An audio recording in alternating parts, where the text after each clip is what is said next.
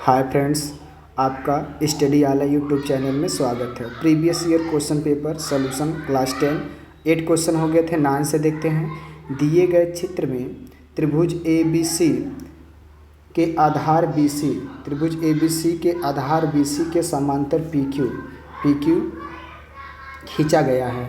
यदि P Q अनुपाते B C 1:3 तो A P तथा पी बी का अनुपात होगा। आइए इस चित्र में हम लोग देख रहे हैं, पहले दो त्रिभुज बने हुए हैं। कितने त्रिभुज बने हुए हैं? दो त्रिभुज। पहला कौन सा त्रिभुज है? एक ए बी सी और एक छोटा सा त्रिभुज है ए पी क्यू।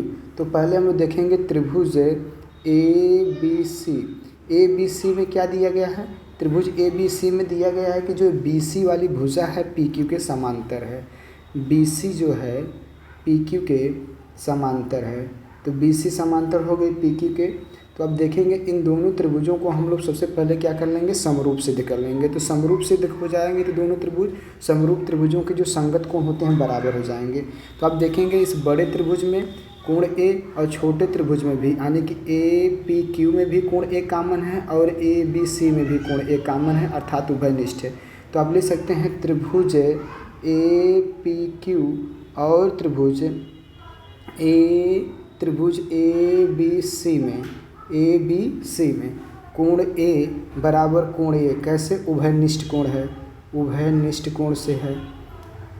और उसी प्रकार ये हमको कहा था भुजा जो पी क्यू है बी सी के समांतर है। तो जब दो रेखाएं समांतर हो और एक तिर्यक रेखा हो तो ये वाला कोण इसके संगत कोण से बराबर हो जाएगा, एक कोण पी बी के, और इस तरह कोण क्यू जो हो जाएगा बराबर हो जाएगा कोण सी के। तो हम लिख सकते हैं कोण ए पी क्यू बराबर हो जाएगा कोण ए सी बी के। इसी प्रकार से हो जाएगा आपका कोण ए क्यू पी बराबर हो जाएगा कोण ए सी बी के। कैसे? संगत कोण से ये दोनों कोण आपस में बराबर हो गए। तो एक त्रिभुज के तीनों कोण दूसरे त्रिभुज के तीनों कोण के आपस में बराबर है, तो दोनों त्रिभुज क्या हो जाएंगे? समरूप हो जाएंगे।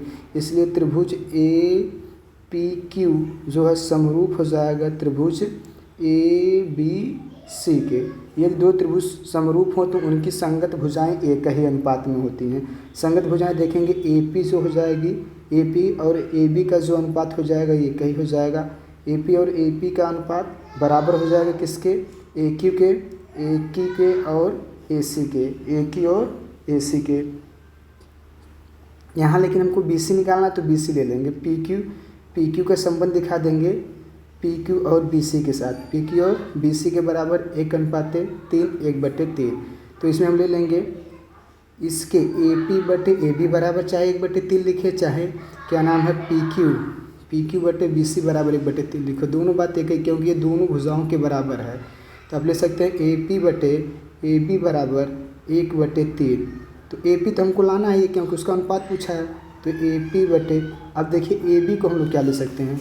ए बी पूरी भुजा है, ए बी को लिख सकते हैं A P plus P B. तो ए पी को लिख सकते हैं ए बी को लिख सकते हैं A P plus P B बराबर 1/3। तो यहाँ से अब देख लेंगे तिर्यक गुणा कर देंगे तो ये हो जाएगा 3 गुणा ए पी बराबर, और 1 का गुणा इनमें हो जाएगा तो हो जाएगा A P plus P B बराबर, यहाँ से लाइक को लाइक की तरफ कर लेंगे, मतलब सजाती पद को सजाती पद की तरफ। ए पी है, ए पी दिया हुआ है तो 3 ए पी, ये प्लस में इधर आएगा माइनस में ए पी बराबर पी बी के।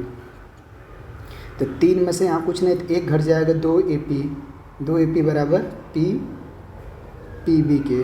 तो जब दो भुजाएं एक दूसरे के बराबर हों तो उनके जो गुणांक होते हैं एक दूसरे के व्युत्क्रम के मान होते हैं, उल्टा होते हैं। जैसे ए पी का जो मान होगा पी बी का गुणांक होगा, पी बी का जो मान होगा वह ए पी का गुणांक होगा। तो ए पी बराबर कितना हो गया? ए पी बराबर यहाँ 1 हो जाएगा, पी बी बराबर कितना हो जाएगा? 2। हमसे अनुपात किसका पूछा था? ए पी तथा पी बी का अनुपात पूछा था। तो ए पी बटे पी बी बराबर, तो ए पी का मान 1, पी बी का मान 2, तो हो जाएगा आपका ए पी अनुपाते ए पी बटे पी बी बराबर 1/2।